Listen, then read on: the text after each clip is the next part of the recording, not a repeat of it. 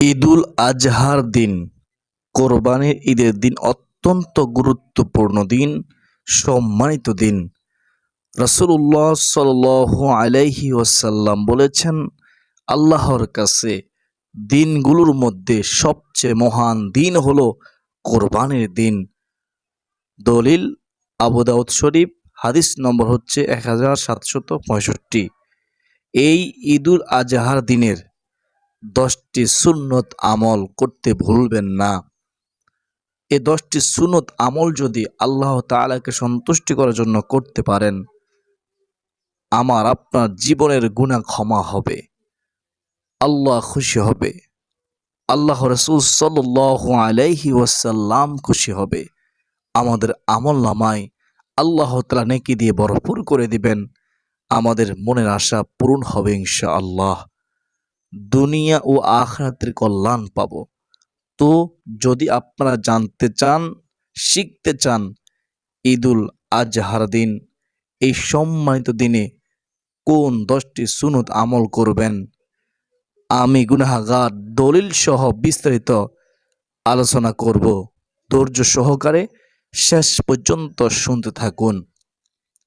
ঈদুল আজহার দিন, কোরবানির ঈদের দিন 1 নম্বর যে আমল সেটা হচ্ছে সকালে দ্রুত ঘুম থেকে ওঠা, তাড়াতাড়ি ঘুম থেকে জাগ্রত হওয়া।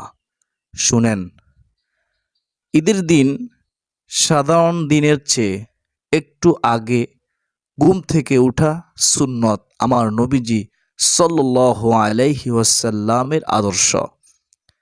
এর মাধ্যমে ঈদের প্রস্তুতির জন্য পর্যাপ্ত সময় পাওয়া যায়। দলিল ইবনে মাজাহ শরীফের হাদিসে ঈদের দিন ভোরে জাগ্রত হয়ে নামাজের প্রস্তুতি নেওয়ার তাগিদ রয়েছে। এছাড়াও দীর্ঘদিনের মুসলিম ঐতিহ্যে সাহাবায়ে কেরাম ঈদের দিন অতি সকালে জাগ্রত হতেন, অতি ভোরে জাগ্রত হতেন, তাড়াতাড়ি ঘুম থেকে জাগ্রত হতেন। সুবহানাল্লাহ। অতএব আমরা চেষ্টা করব ঈদের দিনে ফজরের আগে ভোরে ভোরে জাগ্রত হওয়া, ফজরের নামাজ জামাতের সাথে আদায় করা, ফজরের নামাজের হেফাজত করা। তো এখন আমরা জানব 2 নম্বর আমল, সেটি হচ্ছে মেসওয়াক করা ও গোসল করা। ঈদের নামাজে যাওয়ার আগে ভালোভাবে মেসওয়াক করা এবং গোসল করে পবিত্রতা অর্জন করা সুন্নত। সুবহানাল্লাহ। দলিল সুনানুল কুবরা বাইহাকী শরীফের হাদিস 6126 নম্বর হাদিস। হযরত আব্দুল্লাহ ইবনে উমর রাদিয়াল্লাহু তাআলা আনহু থেকে বর্ণিত, রাসূলুল্লাহ সাল্লাল্লাহু আলাইহি ওয়াসাল্লাম ঈদুল ফিতর ও ঈদুল আজহার দিনে ঈদগাহে যাওয়ার আগে ভালোভাবে গোসল করতেন, মেসওয়াক করতেন, গোসল করতেন, পবিত্রতা অর্জন করতেন। সুবহানাল্লাহ। অত্র হাদিস দ্বারা আমরা বুঝতে পারলাম ঈদের দিনের 2য় নম্বর সুন্নত আমল হচ্ছে মেসওয়াক করা ও গোসল করা। এখন আমরা জানব 3 নম্বর আমল, উত্তম পোশাক পরিধান করা ঈদের দিন। ঈদের দিন নিজের সংগ্রহে থাকা সবচেয়ে পরিষ্কার এবং উত্তম অর্থাৎ সামর্থ্য অনুযায়ী নতুন বা ভালো পোশাক পরিধান করা সুন্নাত আমার নবীজি সাল্লাল্লাহু আলাইহি ওয়াসাল্লামের আদর্শ। দলিল সহিহ বুখারী, হাদিস নম্বর হচ্ছে 948। হযরত ইবনে ওমর রাদিয়াল্লাহু তাআলা আনহু থেকে বর্ণিত যে হযরত ওমর রাদিয়াল্লাহু তাআলা আনহু বাজার থেকে একটি রেশমি জুব্বা কিনে রাসূলুল্লাহ সাল্লাল্লাহু আলাইহি ওয়াসাল্লামকে বললেন, এটি কিনুন ঈদের দিন এবং প্রতিনিধি দলের সঙ্গে সাক্ষাতের সময় পরিধান করবেন। রাসূলুল্লাহ সাল্লাল্লাহু আলাইহি ওয়াসাল্লাম রেশম হওয়ার কারণে তা নিষেধ করলেও ঈদের দিনের জন্য সুন্দর পোশাকের ধারণাকে সমর্থন করেন। প্রিয় দিনী ভাই ও বোনেরা, অতএব আমরা আমাদের সামর্থ্য অনুযায়ী আমরা উত্তম পোশাক পরিধান করব, পরিষ্কার পরিচ্ছন্ন পোশাক পরিধান করব ইনশাআল্লাহ। হালাল টাকা দিয়ে যেই পোশাক আমরা ক্রয় করব সেটাই হচ্ছে উত্তম পোশাক। আল্লাহ তাআলা আমাদের সবাইকে হালাল টাকা দিয়ে পোশাক ক্রয় করে ওই পোশাক পরে ঈদগাহে ঈদের দিন যাওয়ার তৌফিক দান করুন, আমিন।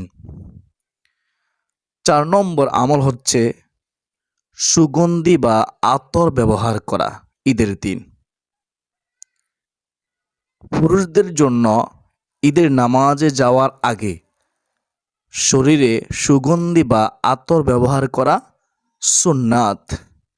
মহিলা মা বোনেরা, আপনারা ঘরের মধ্যে স্বামীকে দেখানোর জন্য, স্বামীর সন্তুষ্টির জন্য আপনারা ঘরের মধ্যে আতর সুগন্ধি ব্যবহার করবেন।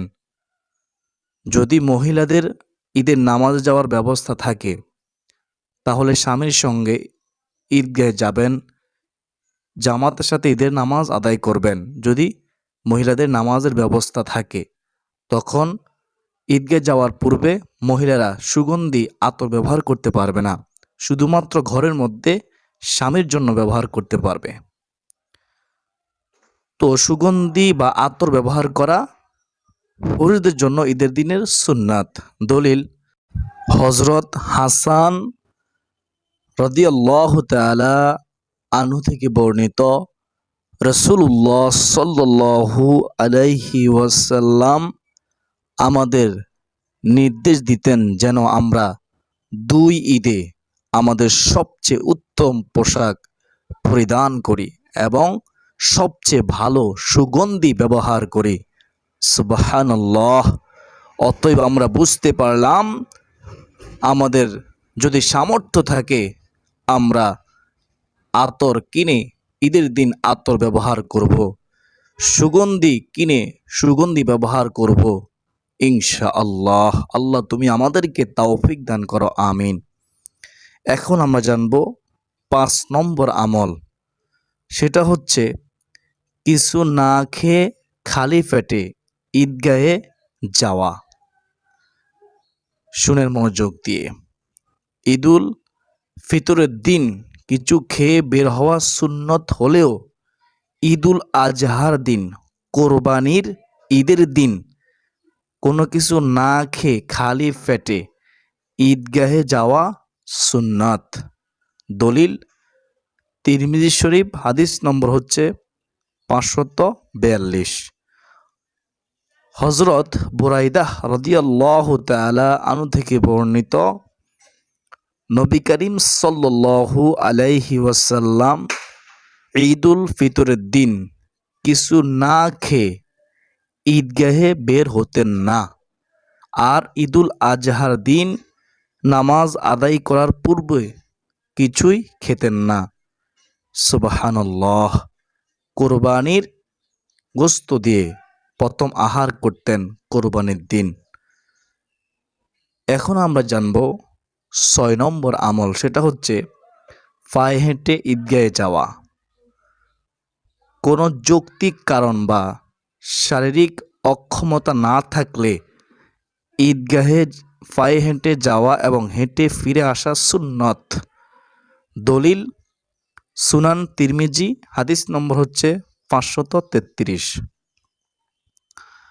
হযরত আলী রাদিয়াল্লাহু তাআলা আনহু থেকে বর্ণিত, তিনি বলেন, ঈদগাহে পায়ে হেঁটে যাওয়া সুন্নতের অন্তর্ভুক্ত। পায়ে হেঁটে যাওয়া কি সুন্নাত।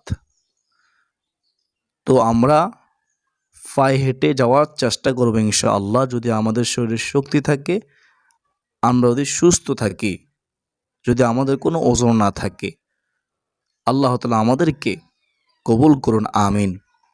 এখন আমরা জানবো 7 নম্বর আমল, সেটা হচ্ছে ঈদে যাওয়ার সময়, ঈদুল আজহায় যাওয়ার সময় উচ্চ স্বরে তাকবীর বলা। ঈদুল আজহার নামাজে যাওয়ার পথে উচ্চ স্বরে তাকবীর তাশরিক পড়তে পড়তে যাওয়া সুন্নাত।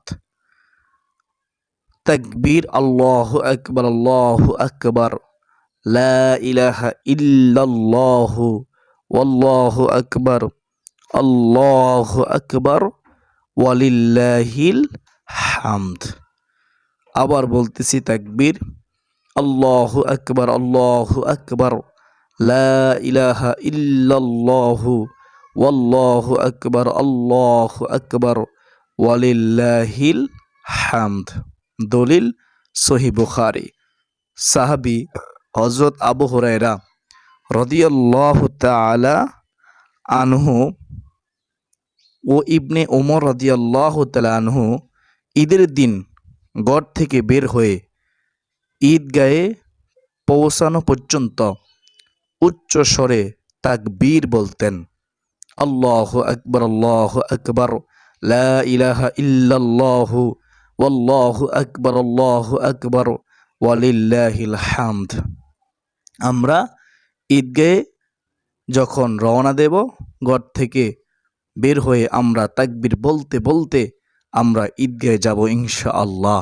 অনেকে যাওয়ার সময় এক বন্ধু আরেক বন্ধুর সাথে কথা বলতে বলতে ঈদগাহে যায়, তো এটা উচিত না। আমাদের উচিত, আমরা যেহেতু নবীজি সাল্লাল্লাহু আলাইহি ওয়াসাল্লামকে ভালোবাসি, নবীজি সাল্লাল্লাহু আলাইহি ওয়াসাল্লামের সুন্নত অনুসরণ করা, তো আমরা তাকবীর বলতে বলতে যাব ইনশাআল্লাহ আজ্জা ওয়া জাল্লা। আল্লাহ তুমি আমাদেরকে এই তাকবীর পাঠ করার তৌফিক দান করো, আমিন।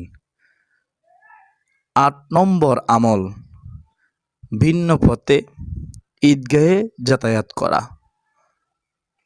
ঈদগাহে যাওয়ার সময় যে রাস্তা ব্যবহার করা হয়েছে, নামাজ শেষে ফেরার সময় অন্য রাস্তা দিয়ে বাড়ি ফেরা সুন্নাত।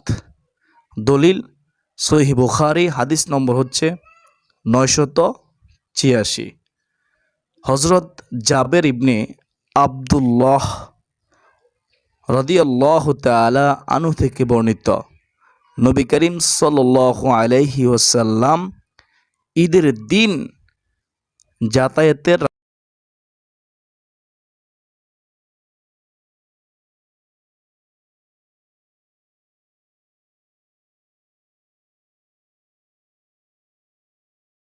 রাস্তা পরিবর্তন করতেন। সহিহ বুখারী শরীফের হাদিস 986 নম্বর হাদিস। অত্র হাদিস দ্বারা আমরা বুঝতে পারলাম ঈদগাহে যাওয়ার সময় এক রাস্তা দিয়ে যাওয়া, আসার সময় অন্য রাস্তা দিয়ে আসা, এটা হচ্ছে সুন্নত আমল। আল্লাহ তুমি আমাদেরকে এই সুন্নত আমল করার তৌফিক দান করো, আমিন। 9 নম্বর আমল, ঈদের নামাজ মাঠে আদায় করা। দলিল সহিহ বুখারী, হাদিস নম্বর হচ্ছে 956। হযরত আবু সাঈদ খুদরি রাদিয়াল্লাহু তাআলা আনহু থেকে বর্ণিত, রাসূলুল্লাহ সাল্লাল্লাহু আলাইহি ওয়াসাল্লাম ঈদুল ফিতর ও ঈদুল আজহার দিন ঈদগাহের ময়দানের দিকে বের হতেন। অত্র হাদিস দ্বারা আমরা বুঝতে পারলাম ঈদের নামাজ খালি ময়দানে ঈদগাহে আদায় করাই সুন্নত, উত্তম। যদি ওজর থাকে, বৃষ্টির কারণে ঈদগাহে আদায় করতে না পারে, তাহলে মসজিদেও আদায় করা যাবে। প্রিয় দিনী ভাই বোনেরা, যদি কোনো ওজর না থাকে তাহলে ঈদের নামাজ খালি মাঠে ঈদগাহে আদায় করাই সুন্নত, উত্তম।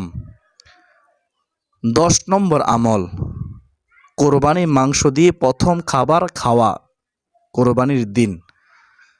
দলিল তিরমিজি শরীফ ও মুসনাদে আহমদ শরীফের হাদিস 22,984 নম্বর হাদিস।